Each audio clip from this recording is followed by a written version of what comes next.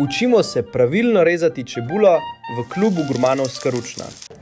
Ta del nam bo, vidite ta del, nam bo celo čebulo držal skupaj. In tako bomo naredili najmanj škode. Najlažje gre vse stran. A je tako? Karkoli, zakaj?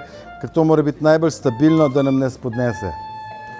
Se pravi, ta del, ki sem vam prejle govoril, ki nam celo čebulo drži skupaj, obrnemo ponovadi k sebi, ali smo desničari ali levičari ali kakorkoli. Zdaj se je veliko različnih tehnik rezanja čebule, ampak jaz sem vam pokazal tisto, kar je meni najbolj praktična, se pravi mojo. Režem, gledajte, tukaj do konca dol, na drugi strani je dvignjeno. Se pravi, nikoli ne pritisnem do konca dol. Zakaj? Zato, ker ta del bo držal celo čebulo skupaj, kar nam je zelo pomembno.